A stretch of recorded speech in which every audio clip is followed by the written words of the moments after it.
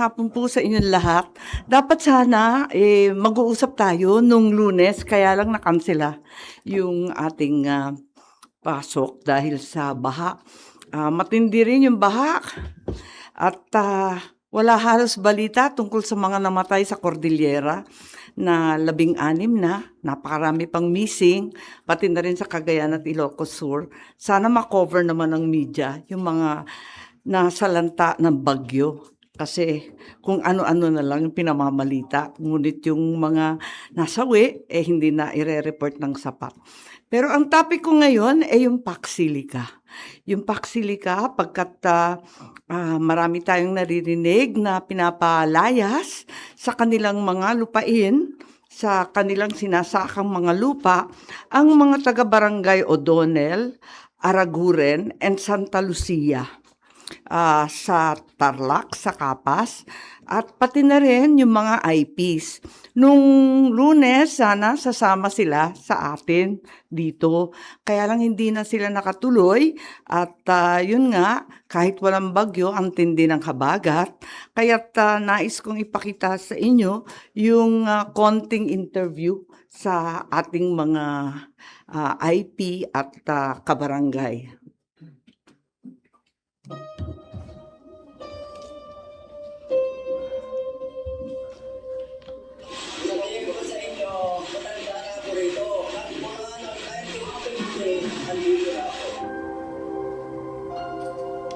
Kinausap naman ako yung kung BCDO. Hindi ho. Sinabi nila na may dadayo nga sila. Paxilica, kukunin nila yung 1,600 plus hectare. Ang BCDO po, nagpapadala sila ng letter sa mga farmers. 30 days notice. 30 days notice na pa to vacate the Profession. Dito rin, sa Air Force. Papadala din ng letter. Ang Air Force po, matindi, 10 days. To vacate the land.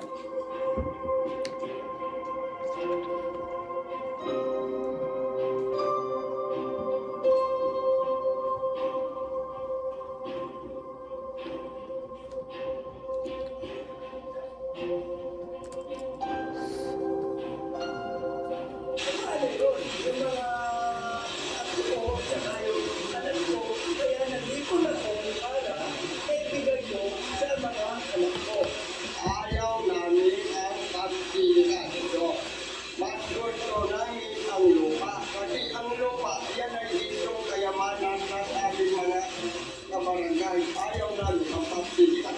Gusto namin ang Actually, nag-umpisa kasi yan siya sa nung may tumulit ng mga farmers dito sa Basicho, Binyayan, na May IP. sila kasi nagsabi daw yung BCDA na magsusukat sila sa lote. Then tinanong namin, para saan? Kinausap ko lang personal sila. So ang instruction niya, magtawag ka sa mga BCDA. Sinabi nga nila na itatayo yung Paxilica. Ang nangyari po kasi is, walang public consultation, walang public coordination sa LGU, ang BCDA, regarding sa itatay ko nila. Kinausap naman ako yung kung BCDO. Hindi ho. Nagbigay lang sila dito. Nung tawagan mo namin sila after a week tayo, more than a week, dumating yung staff nila dito, si Ma'am Cesar. Sinabi nila na may tatayo sila. Paxilica, kukunin nila yung 1,600 plus hectare. So, ginawa po ni CAP is nagkaroon kami ng public consultation, parang LGU at saka mga farmers, hindi kasama yung BCDA. Tinanong namin yung salubin nila kung matutuloy yung Paxilica, ano yung plano nila. Ang pinupunto lang mo ng LGU, i-educate kami ng Paxilica at saka ng BCDA. Bakit di sila magpadala ng representative ng Paxilica para i-explain sa buong mamamayan ng O'Donnell, Santa Lucia at mga affected barangays kung ano magiging effect para makapagtanong kami. Sabihin ko sa inyo, ako, matanda na ako rito. Mula ng 1950, andito na ako. Dito sa napunan ko, ang kopya, marami pang kahoy. Nag-flip pa ko, ayun, panahon na ngayon, pagkiting yung PCUA. Mayroon ko naman konting naipon ng lupa. Kung sabihin ko sa inyo, di bababa, 20 hectares. Ako naman, marami kong anak, Tabing dalawa. Kung nandito ka, meron ka naman pagbibigyan. Tama ba yun? Oo. Yun, dumating yung DCPA, ang gusto nilang bayaran yung 5 hektarya. Paano yun? O yung mga ato ko, saka yung anak ko, kaya nag-ipon ako para Finish na.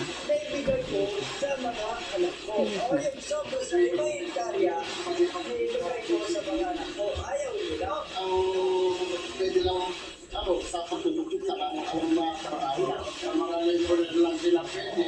Habang nandiyan ang aktividad, may trabaho. Pagkatapos na yung aktividad, wala ng trabaho. Paano ang tao hindi mamamayan ng disabilitayan? Yung mababa ang pinag-aralan. Kaya po, sana, pinanawagan kami kay Madam Senator Amy Marcos na matulungan kami dito sa Sitio Binyayan, Barangay Ordonel, Kapas Tabla. Yun lang po, ang hindi natin sa kanya.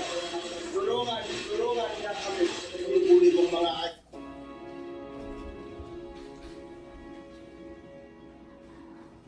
Okay, so marahil narinig na rin ninyo yung daing ng iba't ibang mga magsasaka sa O'Donnell, Camp O'Donnell, Barangay Aranguren, Santa Lucia.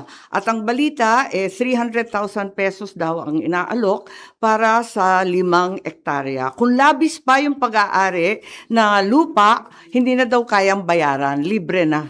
So yung iba dyan, may 10, 10 at iba pa, hindi na raw babayaran yung labis sa 5 hectares. Pagkatapos nun, meron rin mga IP na sana darating, kaya lang ang lakas ng ulan.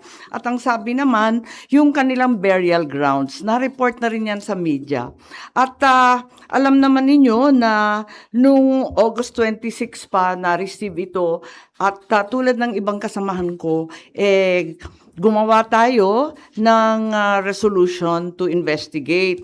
Pero ako'y kinakabahan dahil hanggang ngayon, dahil busy nga kami dahil sa impeachment, bukas may commission on appointments at iba pa, dahil dito nagkakabisi-bisihan at hindi natututukan itong Paxilica. Samantalang nagkakagulo na sa ibang barangay sa Tarlac at pati yung ating mga IP talagang nanganganib. Ngayon, marami nang nasabi tungkol sa Paxilica. Nagulat ako at natanggap ko sa aking komunikasyon ang isang alleged draft architecture of a proposed ESC framework in the Philippines. Sinasabi na ito yung dokumento na pinaiikot ng DOJ for approval ng iba't ibang mga kasamang mga department. At ang tinutukoy nito, ang sinasabi, ito yung framework layer by layer, revised configuration. So, ang nakakagitla lang dito, bakit kinakailangan ng tinatawag na joint venture to own the land? Hindi ba Pilipinas ang may-ari ng lupa? Bakit hindi BCDA or di kaya yung iba't iba pang GOCC na 100%?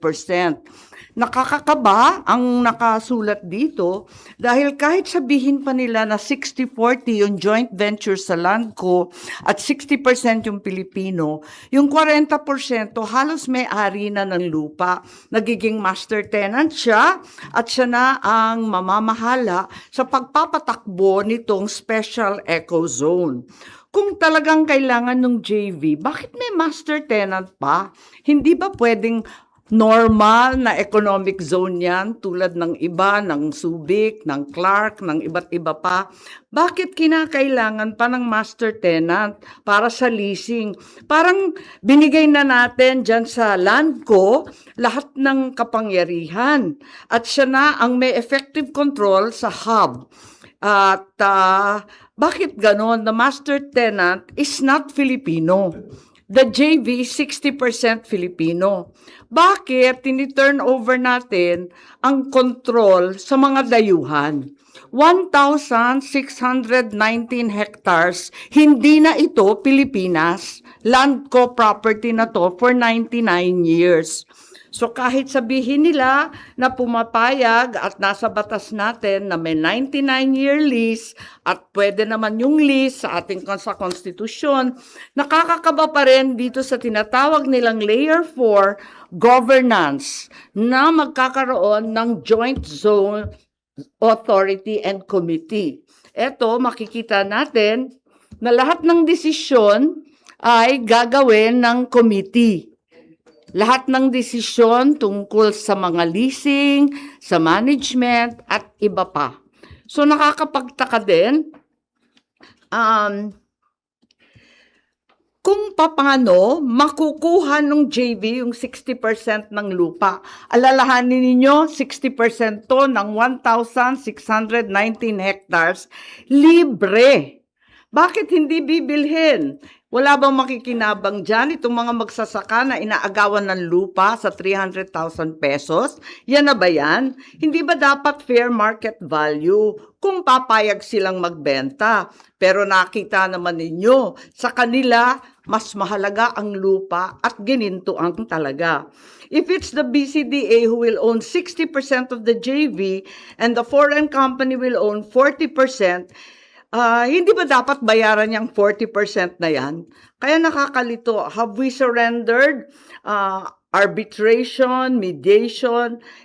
Dito ang liwanag na ibibigay na lamang sa tinatawag na bagong Pax Silica Court of Commerce. Ito sa New York. Isusurrender na ang kapangyarihan at jurisdiction sa New York. And under the U.S. Federal Arbitration Act. Hindi po ako tutol sa Pax Silica, liliwanagin ko. Inaasahan natin at kailangan natin ang investment, higit sa lahat sa high-level manufacture. Gustong-gusto natin pumasok ng AI at talagang makakatulong sa Pilipinas kapag nagkaroon ng libo-libong mga trabaho tulad ng ipinangako ng SONA. Kinakailangan talaga alamin natin to. Ang akin na lamang, aralin natin to. Sana mali ako at hindi totoo itong dokumentong to. Pero mukhang umiikot na to at maraming komento na yung iba't ibang department at yung may kinalaman dito. Kung babasahin ng maigi, the exchange of notes will include sovereign immunity, survival protection for all investors, waiver of enforcement, mechanism to separate commitments, at pagkatapos ng 99 years, may recognition pa at no disturbance of the investment. So labis pa to sa 99 years, nakaka-nervyos yata. So kinakailangan ipaliwanag sana o iklaro ng ating pamahalaan kung ano yung mga concession na binibigay natin sa mga mag-i-invest. We have to determine also if this is a treaty or an executive agreement. Kasi hindi maliwanag kung talagang executive agreement to, 'di ba, dapat temporary lang 'yan. At saka 'di ba, dapat kuan lang 'yan, operational, admin details ng gagawin. 'Yun lang naman ang executive agreement. Pero kung babaguhin ang batas ng Pilipinas, kung napakahaba ng panahon na halos lampas pa nung 99 years, palagay ko, ibang usapan na yan at kinakailangan na tignan ng maigi at alamin kung talagang treaty ito. So ito yung pinagkakabahan namin na merong ganitong papel. Pagkatapos kung titignan ninyo yung Pax Silica, ang parating binabanggit lamang yung mga jobs at saka investment sa AI at yung mga data center. Pero pagbasahin ng maigi yung pinirmahan ng Pilipinas, tatlo yan. So, may 3 strategic assets. Ito yung critical mineral reserves. Yan yung natural resources ng Pilipinas na yun na naman sa ating konstitusyon, pag-aari ng Pilipino. Ikalawa, nandyan yung 5 decades of semiconductor assembly, testing, and packaging that could be upgraded. Pero kung i-upgrade, hindi ba dapat sabihin manufacture at saka may forge? Bakit assembly na naman? Napako na tayo dyan ng 1970s pa. Higit 50 years na tayo, puros assembly lang. Tapos may mga tariff pa. Ikatlo, strategic geographic location in the first island chain, proximity to the Taiwan Strait and the existing security alliance. Tulad ng sinabi ko, uulitin ko, hindi po ako kontra sa Pax Silica.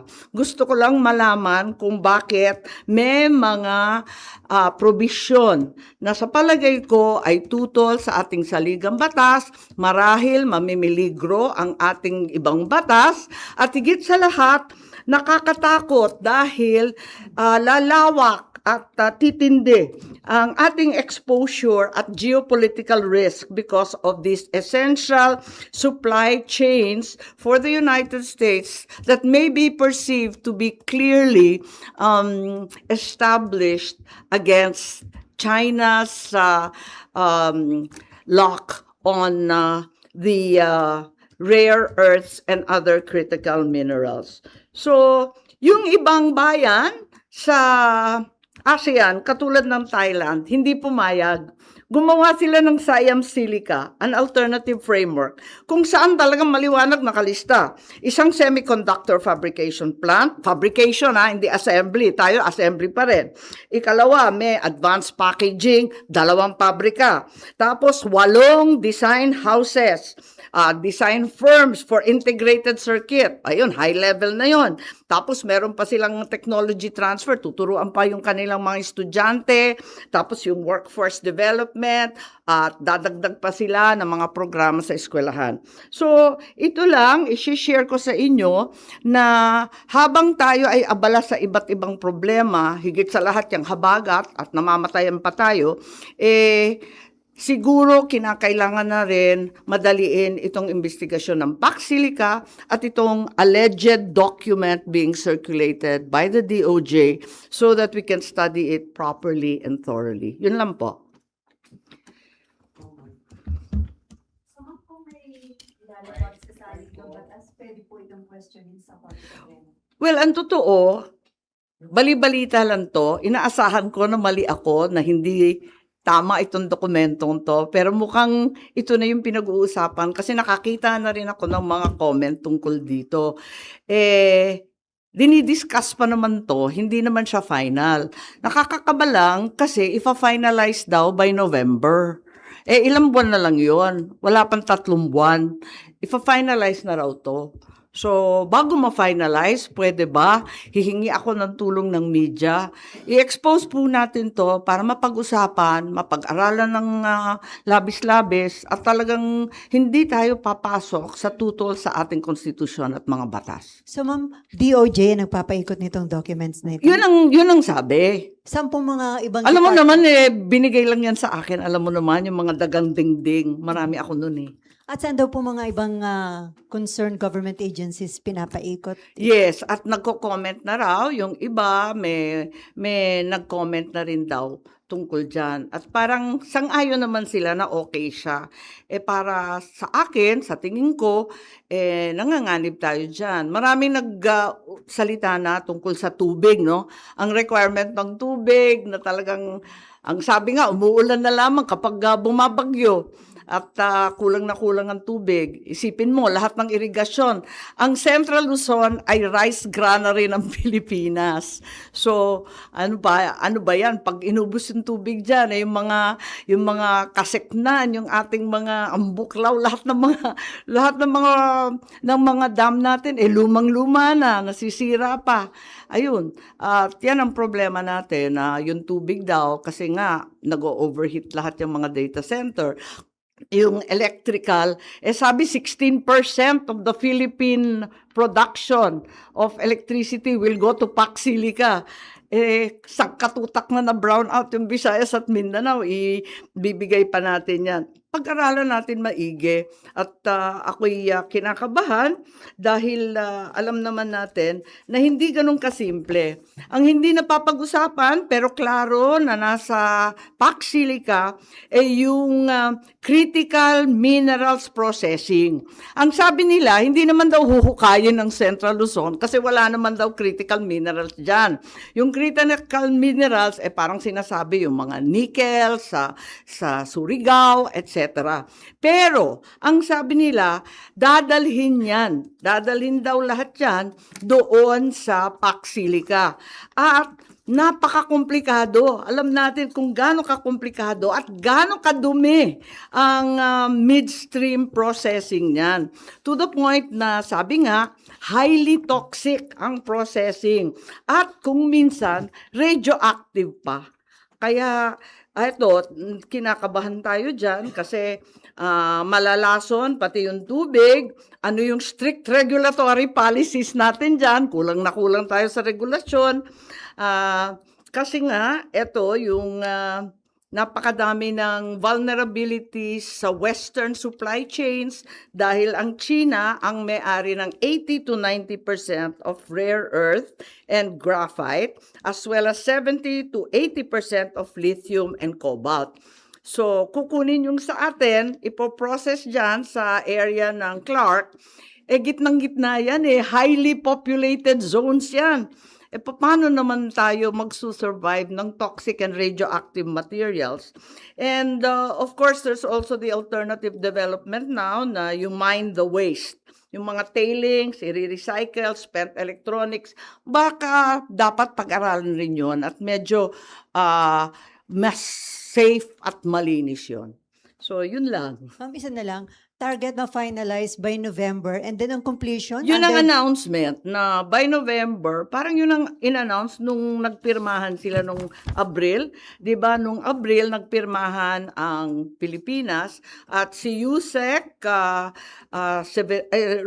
Rodolfo ng DTI-BOI ang siyang pumirma sa atin. Kaya lang, tinatanong ko, kung ganito kalaki, ganito kalawak, sapat ba ang isang Yusek, kahit isang magaling na Yusek katulad ni Yusek Rodolfo? Ang agreement nun kasi November hindi, ang sabi kasi, nung 16 April, sumama tayo sa PAC-SILICA. With many other countries, hindi ko sinasabi na tayo lang. Pero ang sabi ng BCDA President, framework agreement negotiations are ongoing, intended for contract signing in November this year. So ma'am, kapag nag-conduct ng Senate hearing, sino yung mga pangunahing dapat magpaliwanag dito? Well, unang-una, syempre, yung mga kausap natin na mga magsasaka ang tinuturo yung BCDA. Maliban sa BCDA, siguro tanungin rin natin ang DTI. Halos lahat ang DND rin kasi at saka yung DFA, gangho na gangho sila. Ang DOJ kailangan rin kausapin kasi sinasabi, ang nagpapaikot daw nito ay DOJ. Pero sa pakiwari ko, yung pagkasulat niya, hindi siya sulat ng Pinoy. Wala. Nag-alala lang ako kasi iba yung format. Parang hindi ko kabisado yan. First time ko nakakita, unang-una ginamit yung pangalan architecture. Di tayo gumagapa, di ba? Parang draft. Parang ganun, draft framework. Basta, iba yung itsura ng pag-Pilipino. Kilala natin yung sariling atin. Nagtataka lang ako saan to galing, kung talaga bang karapat-dapat na ikutin ito.